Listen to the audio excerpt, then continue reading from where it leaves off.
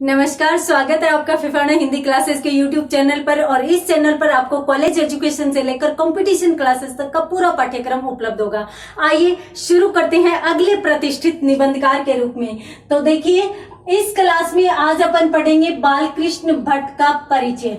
देखिए, अपन पिछली क्लास में आचार्य रामचंद्र शुक्ल और शुक्ल द्वारा रचित कुछ निबंधों को पढ़ चुके हैं और उसके बाद अपन बात करते हैं बालकृष्ण भट्ट की, जो एक उत्कृष्ट निबंधकार के रूप में जाने जाते हैं। यदि इनके जीवन काल के संबंध में देखें तो इनका जन्म माना जाता है 1844 ईस्वी में।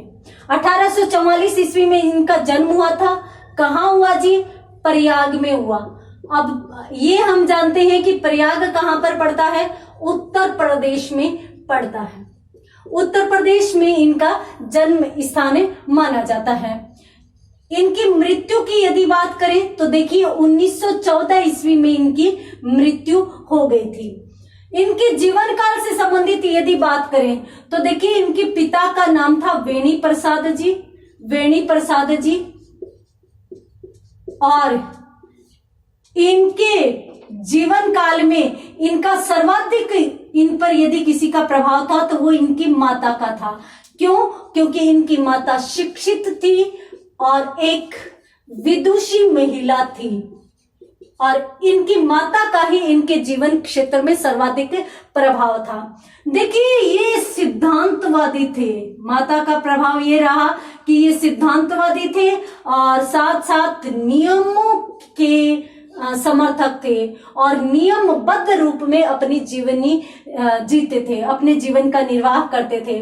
और इसी कारण इन्हें अनेक बार विपरीत परिस्थितियों का सामना भी करना पड़ा था। जैसे मान लो, यदि इनके बचपन की बात करें तो ये मिशन स्कूल में पढ़ते थे और मिशन स्कूल में पढ़ते थे तो 10वीं तक ही पढ़ पाए थे और उसके बाद वहां पर स्कूल में वाद विवाद हो गया था और वाद विवाद के चलते इन्हें स्कूल छोड़ना पड़ा था, पढ़ाई छोड़नी पड़ी थी। और 10वीं के बाद इन्होंने स्वाध्याय ही किया था।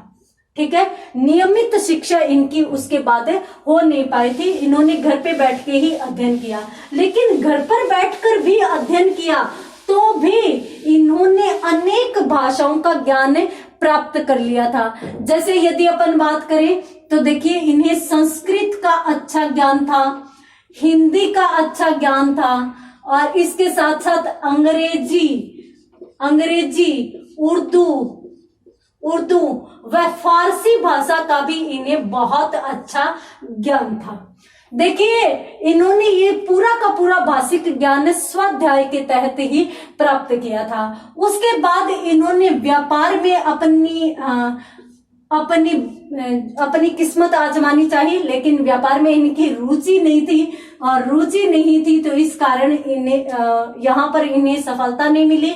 उसके बाद इन्होंने संस्कृत स्कूल में अध्यापन कार्य प्रारंभ किया, लेकिन वही बात, सिद्धांतवादी थे तो वहां पर भी विरोध की स्थिति उत्पन्न हुई और वहां से भी इन्हें इस्तीफा देना पड़ा था। तो इस प्रकार से ये एक थोड़े से उग्र विचारों वाले लेखक थे, उग्र विचारों वाले व्यक्ति थे।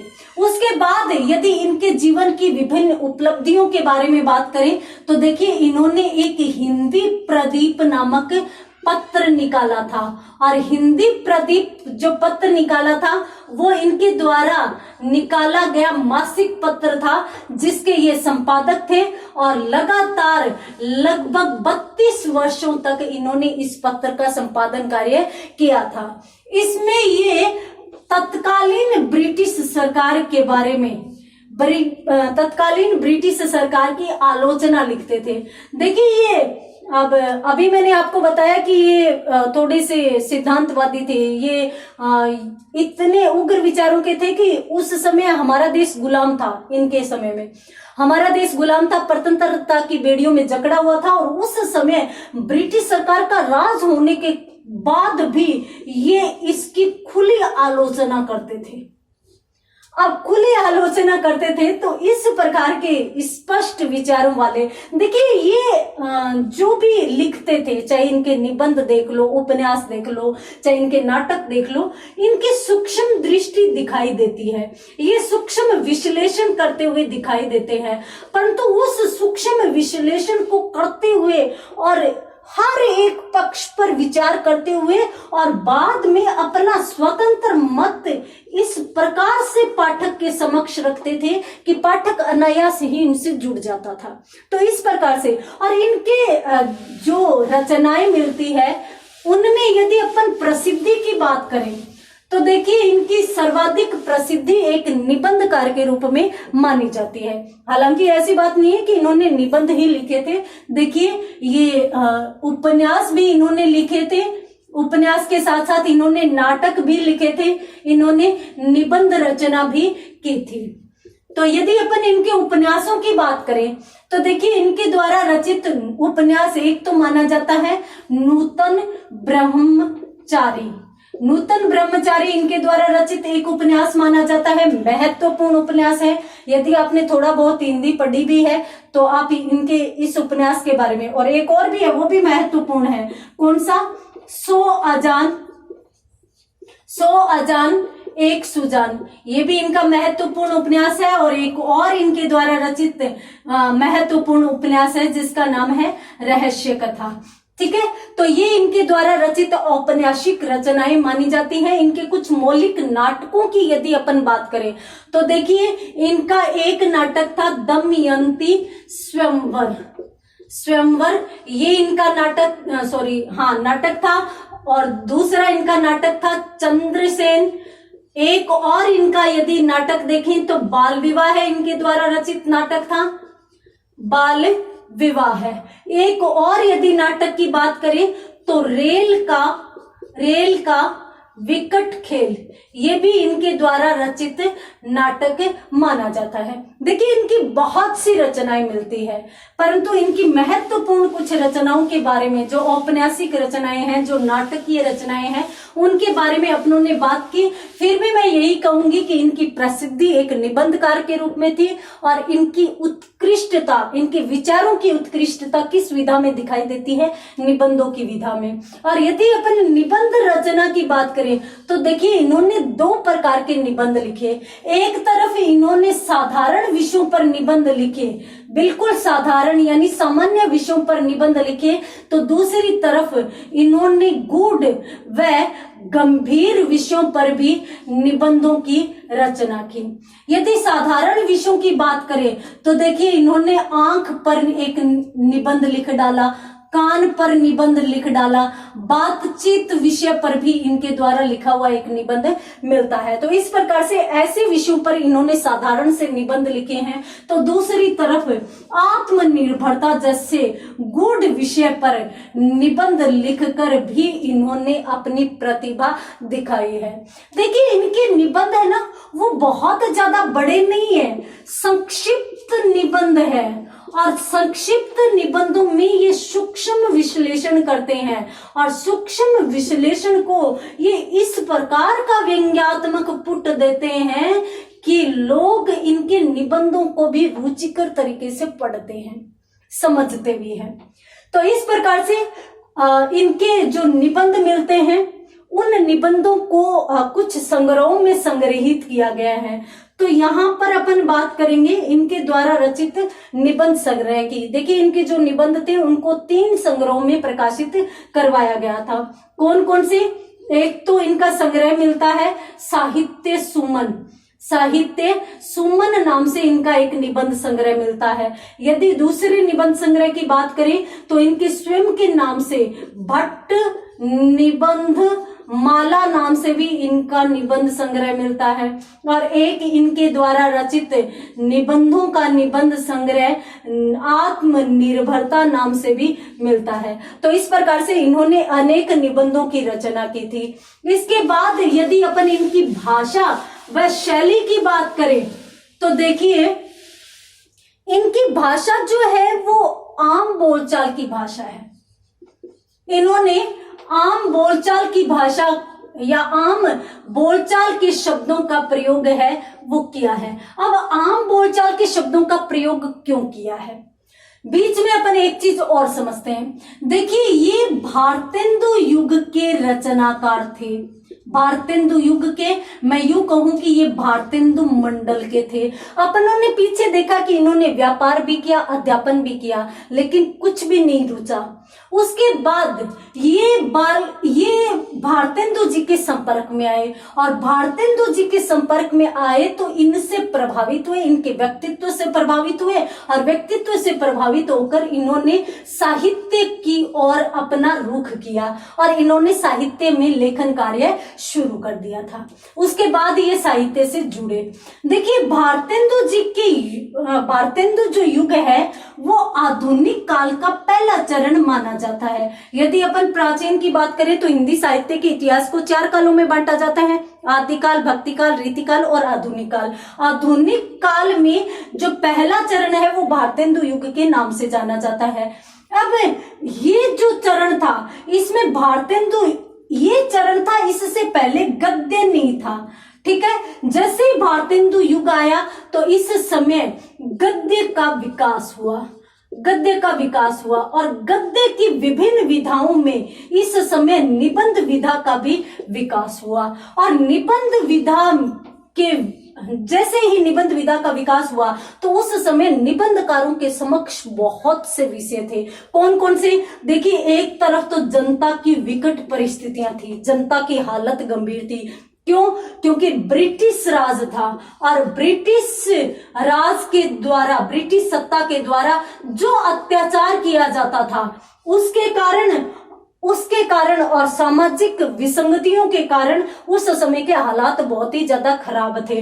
तो इस प्रकार से इनके समक्ष 2 बड़े और महत्वपूर्ण विषय थे। तो इन्हें ये सोचना ही नहीं पड़ा कि हम किस विषय पर लिखें। तो एक तो बहुत ही बड़े बड़े और बहुत ही अच्छे अच्छे इनके समक्ष विषय थे। दूसरा, इस काल के जितने भी निबंधकार थे ना, इन्होंने इस विषय को लेकर और विभिन्न प्रयोग किए, विभिन्न क्षेत्रों में, विभिन्न विषय क्षेत्रों में लिखते हुए विभिन्न प्रयोग किए, और विभिन्न क्षेत्रों में लिखते हुए विभिन्न प्रयोग का फल ये हुआ, परिणाम ये हुआ कि इस काल में निबंध की अनेक शैलियों का विकास हुआ। और डॉक्टर नगेंद्र तो यहां तक कहते हैं जी कि जो भारतेंदु युग है, इस समय इतने प्रकार के निबंध लिखे गए थे, विषयगत विविधता लिए हुए, शैलीगत विविधता लिए हुए, इतने गुड निबंधों की रचना की गई थी कि बाद के जो साहित्यकार थे उनको कोई नवीन विषय मिला ही नहीं, नवीन चीज मिली नहीं, क्योंकि सब इसमें लिखे जा चुके थे। तो इस प्रकार से इस काल में बहुत से गुड विषय थे। और इस समय अब देखिए, ब्रिटिश राज था। अब ब्रिटिश राज था और जनता पर अत्याचार कर रही थी, तो जनता को इन्होंने साहित्य में शामिल करने के लिए और आम बोलचाल की भाषा के शब्दों का प्रयोग किया। अब इस आम बोलचाल की भाषा के शब्दों के साथ साथ इन्होंने अपने निबंधों या अन्य रचनाओं में व्यंग्यात्मक पुट भी दिया। साथ साथ इन्होंने अपनी रचनाओं में मुहावरों और कहावतों का प्रयोग भी किया, जिसके कारण इनके निबंध इतने रुचिकर हो गए कि पाठक अनायास ही इनके साथ जुड़ जाता था। यहाँ पर अपनों ने बात की भाषा की। उसके बाद यदि अपन शैली की बात करें तो देखिए, इनके निबंधों के बारे में अपनों ने देखा था कि एक तरफ साधारण विषयों से संबंधित निबंध मिलते हैं, दूसरी तरफ गूढ़ विषयों से संबंधित निबंध मिलते हैं। तो इनकी शैली भी इसी प्रकार से 2 प्रकार की मिलती है। एक तो इनकी परिचयात्मक शैली मिलती है, परिचयात्मक शैली का मतलब कि सामान्य सी शैली मिलती है, और दूसरी तरफ इनकी गूढ़ व गंभीर शैली मिलती है। और ये जो गूढ़ व गंभीर शैली है, उसी शैली में इनके विचारों का नैपुण्य दिखाई देता है, अर्थात इनके गूढ़ विचार इसी शैली में निखर कर आए हैं। इनकी जो सूक्ष्मता है विचारों की, वो भी इसी शैली में निखर कर आई है। इन्होंने एक तरफ जहां सामान्य विषयों पर लिखा, दूसरी तरफ इन्होंने गंभीर विषयों पर भी लिखा, साथ साथ इन्होंने सामाजिकता पर भी लिखा। और सामाजिकता की यदि बात करें तो इनके द्वारा एक रचित रचना मानी जाती है चंद्रोदय। अब चंद्रोदय एक सामाजिकता से संबंधित इनकी रचना मानी जाती है। हालांकि वो साहित्यिक पुट देकर लिखा गया निबंध है, परंतु फिर भी वो सामाजिकता से संबंधित है। ठीक है, एक तो इनके विचारों की उग्रता, एक इनके विचारों की उत्कृष्टता, और दूसरा और एक मेल मिल जाता है कि अंग्रेजी सत्ता जो अत्याचार कर रही थी। तो इन तीनों के मेल से इनके विचारों की उग्रता निखर कर आती है, अर्थात ये बहुत अधिक उग्र विचार अपनी लेखनी में शामिल कर लेते हैं। इनके संबंध में विभिन्न रचनाओं की बात की, साथ ही साथ एक बात और बता देती हूँ। देखिए, एक तो इनकी उपलब्धि बड़ी थी हिंदी प्रदीप, दूसरा ये प्रतिष्ठित निबंधकार थे, और तीसरी बात देखिए साहित्य के विकास में सर्वाधिक यदि योगदान अपन माने तो वो नागरी प्रचारिणी सभा का माना जाता है, जो कि काशी में है, नागरी प्रचारिणी सभा। अब इसने एक बार हिंदी शब्द सागर नाम से एक विशेषांक निकाला था। हाँ, ये वही विशेषांक है जिसमें आचार्य शुक्ल जी ने अपना हिंदी साहित्य का इतिहास प्रकाशित करवाया था, अर्थात इसी की भूमिका में ही उन्होंने अपना साहित्य इतिहास से संबंधित ग्रंथ प्रकाशित करवाया था। तो हम यहाँ पर देख ही चुके कि आचार्य शुक्ल इससे जुड़े हुए थे, आचार्य रामचंद्र शुक्ल इससे जुड़े हुए थे। आचार्य रामचंद्र शुक्ल के साथ साथ यहाँ पर बाबू श्याम सुंदर दास भी थे, बाबू श्याम सुंदर दास। अब यहाँ पर इन्होंने हिंदी शब्द सागर की भूमिका के लिए या हिंदी शब्द सागर के संपादन कार्य के लिए आचार्य शुक्ल व बाबू श्याम सुंदर दास के साथ काम किया था। और बाबू श्याम सुंदर दास और आचार्य शुक्ल के साथ जब काम किया तो आचार्य शुक्ल ने इनकी सूक्ष्म दृष्टि देखी और इनकी योग्यता, इनकी प्रतिभा देखी, और उसी आधार पर इन्होंने एक पाश्चात्य विद्वान जिनका नाम है स्टोल, जो एक पुरोधा लेखक यानी बहुत ही उत्कृष्ट लेखक माने जाते हैं, उससे आचार्य शुक्ल ने इनकी तुलना की।